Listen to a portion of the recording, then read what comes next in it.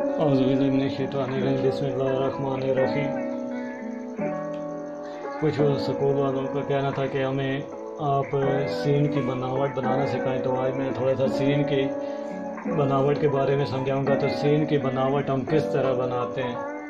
Scene का आप अगर बनावट बनाना चाहते हैं तो आसान तरीका, अगर छोटी क्लासेस में भी आप बनाना चाहते हैं या बड़े बच्चों अगर मसला इशू है घेरों का सीन की बनावट का, तो वो आसानी से वो बना सकते हैं। तो हमने बनाना कैसे है, यहाँ पे हम क्या करेंगे, ये आपके सामने नंबर 1 हम शद की बनावट बनाएंगे।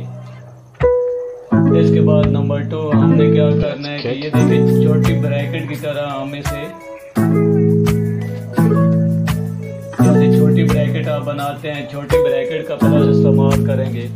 इसकी बनावट इस तरह बन जाएगी जैसे उर्दू का लफ्ज होता है 3। यहाँ पे ये देखिए 3 वाली बनावट बन गई है।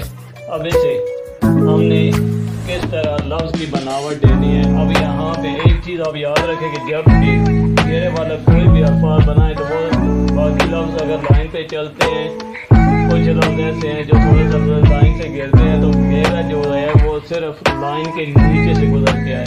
तो अब हमने किस तरह सीन की बनावट बनानी है, यहाँ पे मैं बना देता हूँ शद जैसी बनावट। शद की बनावट बना के इसके साथ प्लस हमने क्या करना है, छोटी ब्रैकेट का इस्तेमाल। यहाँ पे आपको नज़र आ रहा होगा। तो हमने क्या करना है, प्लस इसके साथ छोटी ब्रैकेट का इस्तेमाल। यहाँ से ये रखते हैं, ऐसे हमने ये गोल करके ये लाइन पे गिराया। और ये बच्चों को से जब भी सिरे बनाए या चाहे बड़ी क्लास के बच्चे हैं, तो यहाँ पे ये सिरों को वो छोटा रखें। कुछ बच्चों की आदत होती है, वो क्या करते हैं कि सिरों को यहाँ पे बहुत ज़्यादा ऊपर की तरफ खींच देते हैं। ये अगर देखा जाए तो ये लाम जैसी बनावट बन जाती है। तो कोशिश करें कि सिर्फ सिरे के साथ सिरा जुड़ के आए। अभी देखिए मैं इतना बड़ा लफ्ज़ अगर बना रहा हूँ तो मेरे बिल्कुल छोटे छोटे सिरे दिखाए हैं। अब इससे हमने क्या करना है, ये जो छोटी ब्रैकेट हमने गोल करके लाइन पे गिराई है, 3 जैसी बनावट बनी है, इससे मैं क्या करूँगा कि लाइन के नीचे से गुजारते हुआ गोल करके यहाँ से ये उठाऊँगा सीन की बनावट। अब अगर आपको ये लफ्ज़ अगर बच्चों से आप लिखवाना चाहते हैं 4 लाइन पे, तो 4 लाइन पे आप कैसे लिखेंगे कि यहाँ पे आपने क्या करना है, 3 जैसी बनावट लाइन के ऊपर आप किस तरह करें कि यहाँ पे शद की बनावट दे दें। अब इसके बाद आपने दूसरा जो स्टेप है, यहाँ से आपने क्या करना है, छोटी ब्रैकेट को दूसरी लाइन पे गिरा दिया। अब ये दूसरी लाइन की जो ब्रैकेट छोटी को गिराया है आपने, ये उर्दू का 3 जैसा लफ्ज़ बन गया है। इससे ही आपने क्या करना है, इधर से रख के गोल करते हुए लाइन के साथ चौथी लाइन से अटैच करके इसे गोल करके आपने उठा लेना है। लेकिन इसमें यह है कि